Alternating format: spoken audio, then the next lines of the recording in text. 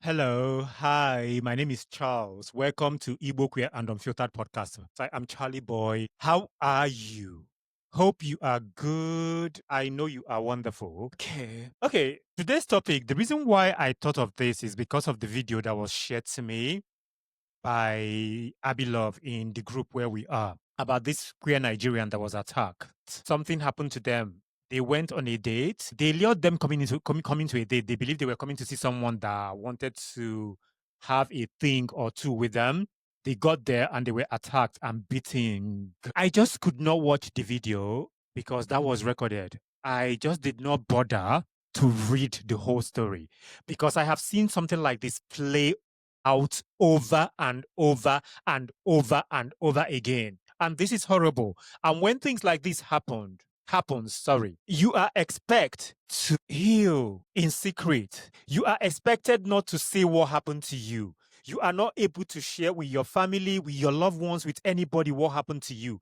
You are expected to heal and forgive quietly, to move on and never, ever talk about the pains to your family, to the church, or to the society. The thing is that silence is not healing.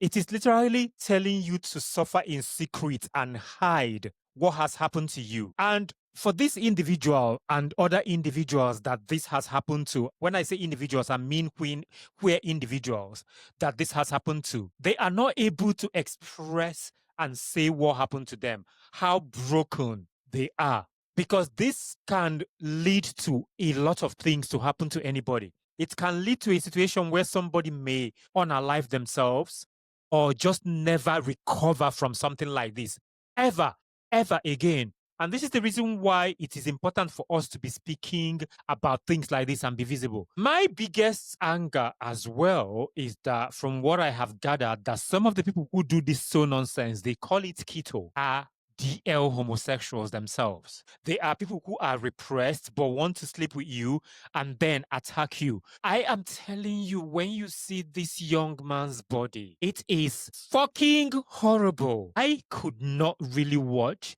or read the whole of these things because I have seen so many things like this. Chimereze shares things like this on his channel, Hugh Real Talk. And this breaks my heart. This is why it is important as a community for us to start speaking up. No matter where you are, do as much as you can. If you can help by support financially, by way of financial, you can give advice or do anything, do it.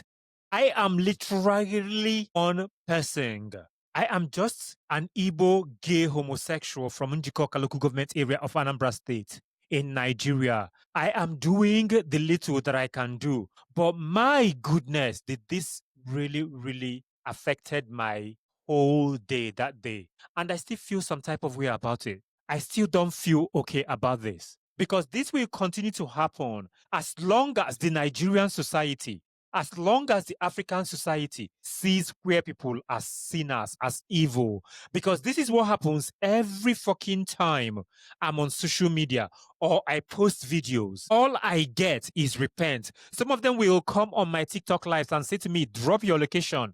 I want to come and meet you. If I meet you, I'm going to beat you. Yada, yada, yada. I don't understand why people feel so angry about someone that did not do anything to you, about people that are just trying to lead and live their lives. Nobody chooses to be gay. Nobody chooses to be a lesbian.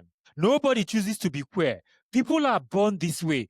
For the fact that a lot of these people believe that their religion and the Bible told them that it is evil to be gay, all of a sudden, they will quote God to you, the Bible to you, and then they will end up attacking somebody that is helpless. And you are expected to build your life and not show that you are broken and not talk about what happened to you because literally you cannot even tell your family what happened to you. You're not able to share what you went through. You are allowed to just be miserable and not say what has happened to you and heal publicly.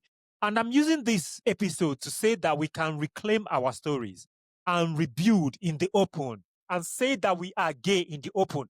I know this is not for everybody. It is not easy for everybody to do.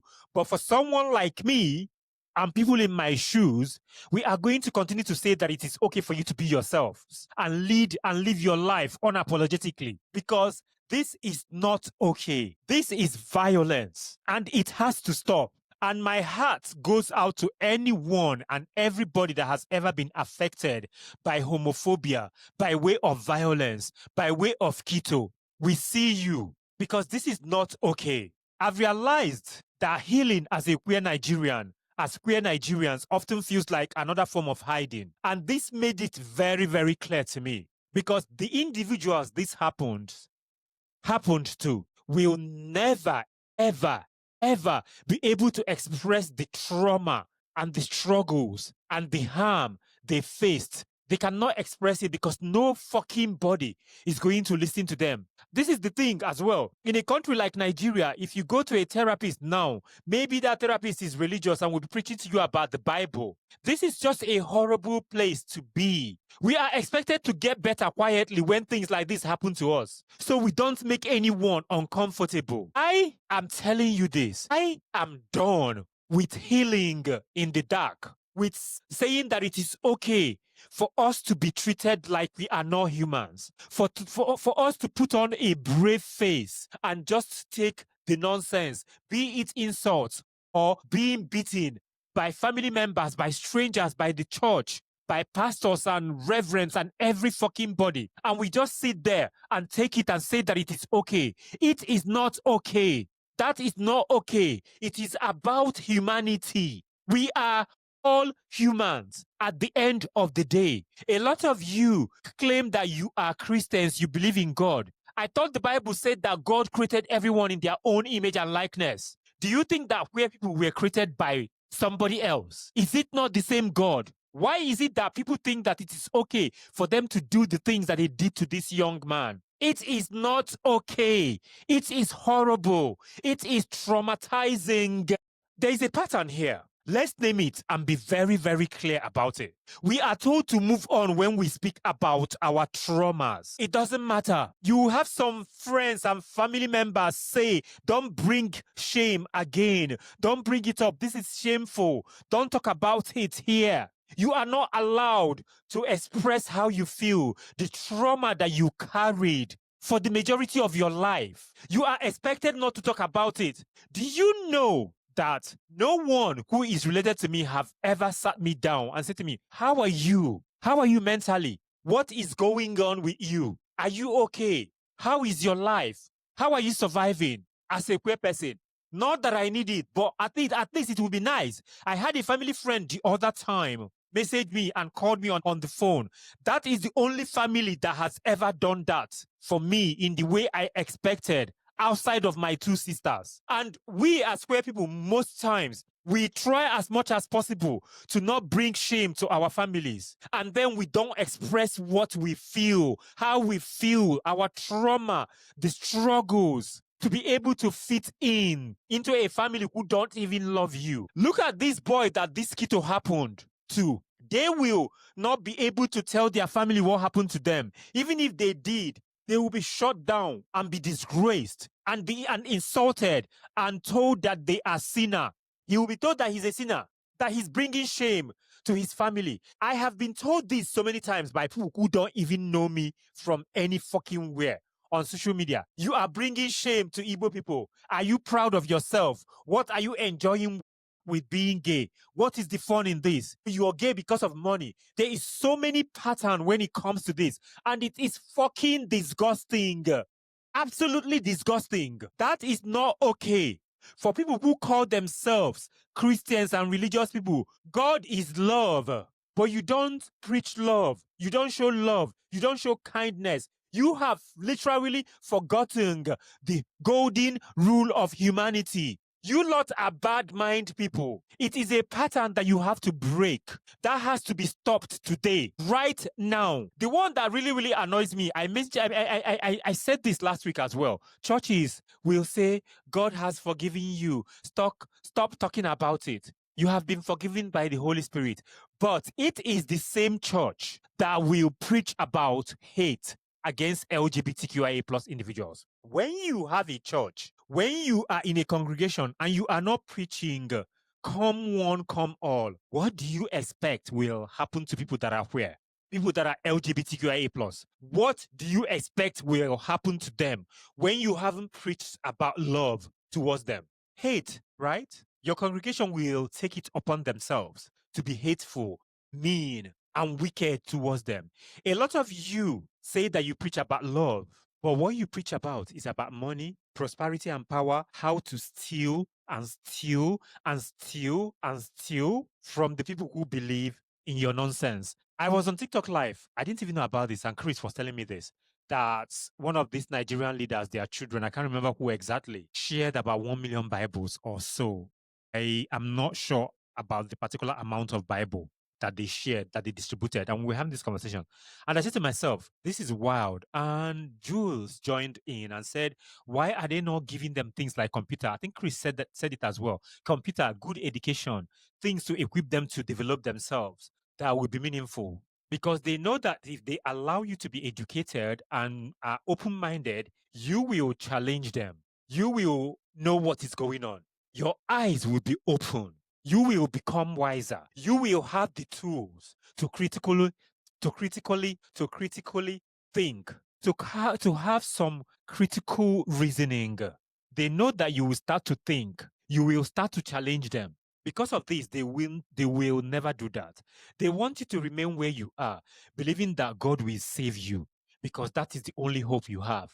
Who does that? You and I know that prayer will not change things. People do. If you are a student and you haven't read your book and you continue to pray to pass, you will not pass. If you have a job and you don't complete your task and you pray to God for that task to be completed, that task will never be completed. If you are somewhere and there is fire outbreak and you are not putting out the fire and you are praying to God to come and put out the fire, that building and everything will burn down into ashes. Is that clear to you? Think and use your head. One thing is that how do you heal from wounds you are not allowed to acknowledge? If you are carrying some form of trauma and you are struggling for the things that has happened to you as a queer person, be it someone that is skittled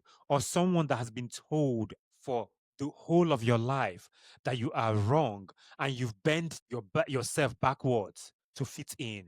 When you are not allowed to acknowledge this, how do you heal? How do you heal? That is something that I really don't have the answers to. I have healed in my own kind of way. I have continued to heal in my adulthood. Sometimes things happens to me that I forget that I'm an adult. I go back to the child that was told that you should not express yourself in the way you should express yourself. I have said this before. There was one time my older brother said to me, why is it that you're coming to people and you're so nice when you come to people and you are kind, the way you come to people, that is what women do. And I just did not understand that. Because some people will express how they feel towards your sexuality without actually saying it. And I knew he knew. And I knew that he knows and knows, however you want to put this. He knew that I was gay because of the way he said it. But of course, they were all in denial, right? And that's stuck in my head up until today. I have done my healing. I am at peace with who I am. I am at peace with myself. That is one of my biggest wins. But some queer people will never ever be able to get that healing.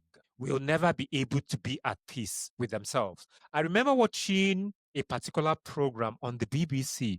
I don't know if it was BBC One or ITV One. I can't remember which one. A few years ago. This was long, long time ago. And this was set in Atlanta. It was a home where they help queer black people. And this guy that was doing all the work said that despite the fact that he's doing all of this and he's gay and his family knows, that he doesn't think that he will ever be comfortable in a gay environment, like be at a gay club, at a gay event and things like this. And that's like struck a chord with me. And I said to myself that I will never allow myself to get to that. That was a lesson for me.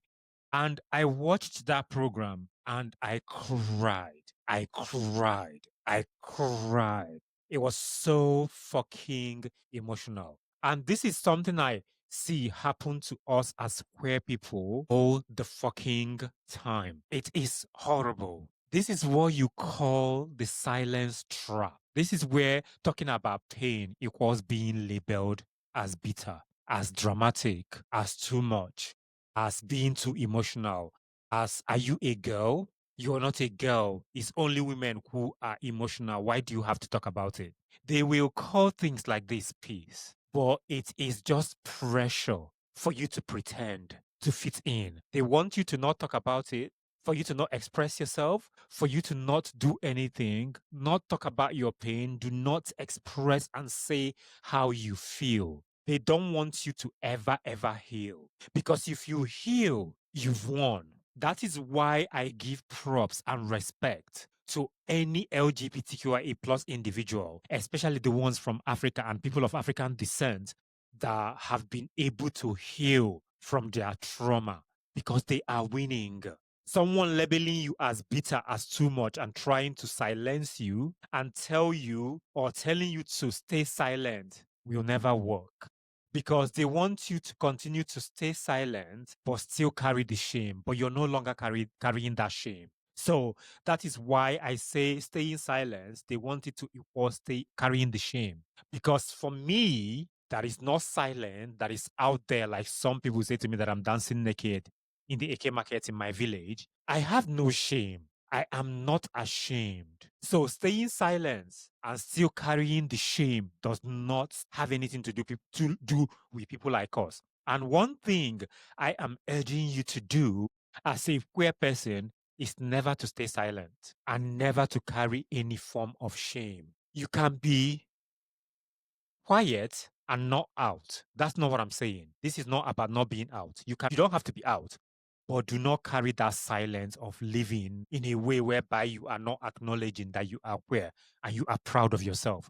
You can be in the closet and not be silent. What it does in this instance is that you have to be at peace with yourself and acknowledge that you love yourself, you are okay with who you are, despite the fact that you are not out, and never carry the shame. And this whole thing about you being at peace, they just want it to be that you just pretend and not be who you are. Never, ever pretend. Because that peace, they call it, is for their own peace. They don't want you to make them uncomfortable. They need to learn to be comfortable around their queer children being uncomfortable because it makes them uncomfortable. And I don't know why. The moment you learn to listen to the uncomfortable conversations, you will begin to be comfortable. If you love your child, if you love your brothers, your sisters who are queer, you need to listen to those uncomfortable conversations. You need to listen to them. Because the thing is that a lot of you don't want to listen to them. You don't want to have those conversations. You don't want to know your queer relatives. You don't want to know their stories and their trauma and what is going on with them. You don't look at them and you don't see them as human. Because if you see them as human, you will understand. Let's talk about healing. Healing is not pretending it didn't happen. Don't pretend that nothing happened to you. Because if you pretend that you did not have any trauma, that nothing happened to you, you will never get to heal. For me, I believe that so many things happened to me. I acknowledged the things that happened to me, the disputes, the disagreements with my brother, some of my relatives not speaking to me, some of them hating on me and calling me names, saying that I am gay because of money. Some people said the most hideous things to me, the most vile things to me. I acknowledged that those happened, but I continued to live my life. And I have healed because I acknowledged those. I have healed because I have done the work. When you don't acknowledge what happened to you, it will be difficult for you to heal. So it is important for us to understand that, yes, we went through hell. Allow ourselves to feel the pain. If it is crying, allow yourself to cry. That is when you will start to heal. And let me tell you something. Healing is not forgiving the people who aren't sorry. Okay? I have said this before, and somebody said that it is too harsh for me to say. And I will say that again. Healing is for us as queer people. Forgiveness is not for us. Go and meet your God to forgive you because you are the one doing all the wickedness. I am not responsible to forgive somebody that has done me wrong, that does not want to change, that continues to be homophobic, transphobic, and queerphobic. I am not going to be the one that is responsible for your forgiveness. Because a lot of the times, what happens is you are told to forgive and forget, but the change never happens. They never get to see you as human. They never get to acknowledge the things that you've gone through. They say sorry for the ups. They just say sorry and it's on their lips. It doesn't come from here. It doesn't come from the heart. I am not going to be the one to forgive you. Go and pray to your so-called God to forgive you. God is responsible to forgive you. And I want every queer person to start seeing it like this.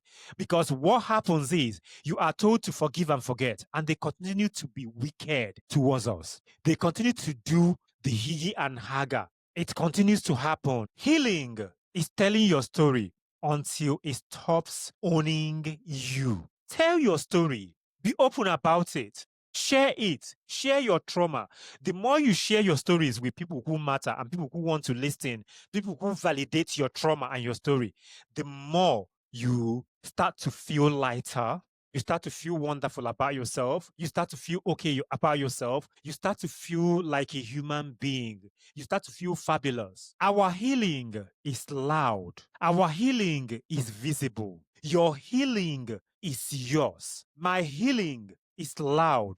My healing is visible. My healing is mine. Claim it. You are responsible to heal yourself, but talk about it, express it, own that nonsense, and don't allow it to own you. You are in control. You are in control. Just always have this at the back of your mind. Cultural conditioning is one of the biggest problems we have. And the thing is that a lot of these people who do this whole thing about culture always involve their religion. They conflate it. In Nigeria, in Africa, and Igbo culture, emotional pain is minimized. It is always minimized. Oh, they will tell you, oh, it doesn't mean anything. You will be fine. You will be fine.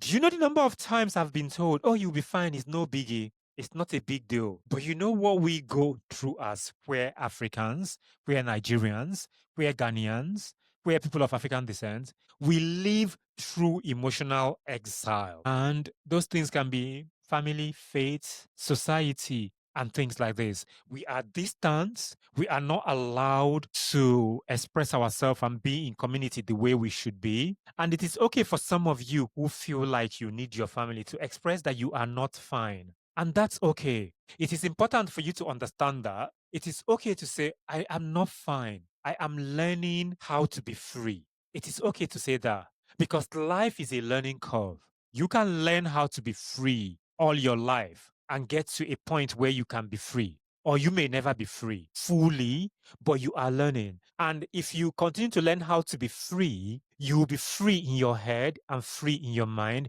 which means you're not going to now be taking a lot of nonsense from anyhow people. You may take some of those from some of your some of your relatives, like your parents, for instance, and maybe a sister or a brother that you love dearly, that you don't feel like cutting off entirely, right? But it is okay to acknowledge sometimes that it is difficult because for me, emotionally, I am in exile, literally. I have disconnected emotionally with a lot of my relatives, and that is perfectly okay. And the reason why I'm sharing this is for some of you that are learning how to be free to continue to learn. You will get there. You may even become better at it than I am, but you will get there where you don't feel like you owe them anything, where you will be like, I am fine. I am absolutely fine. I don't need any of you. Healing. I want all of you, queer people and our allies, to hold your hands together. We need to heal together. It is our rebellion. We need to be rebellious. Self-care should be your deviance. Therapy should be something you should aspire to if you can afford it. Do some journaling. Create a community. All of these things are important. Some people can see this as you trying to heal. That is what it is. Do some form of radical act if you want to. That is okay. I'm not saying you should go on the street and stuff and start to fight people, but be radical in your own kind of way, in a refreshing way. Write down the things that have made you feel unhappy. Write them down, speak into them, say to yourself, I am amazing. I have healed. I am fine. I am learning how to be free. Squeeze it, pray over it in a way you do. You can call and invoke your ancestors. Or if you believe in God, you can pray to God and bring your Bible and keep it and pray. Squeeze it and burn it. Burn it. Let the smoke just go. Be free. Go to some woods or somewhere. Speak to nature. Express yourself. And let me tell you, when you laugh, when you love, when you rest, that is your resistance. I want all of us queer people to understand that we deserve some laughter. We deserve love. We deserve our rest. All of these things are important to us. Do not overextend yourself trying to please your relatives. Don't do it. Do not. Do not overcompensate. Don't do it. Don't do that to yourself. Don't do it because of you are a gay person. You are trying to prove any point to them. You owe them nothing.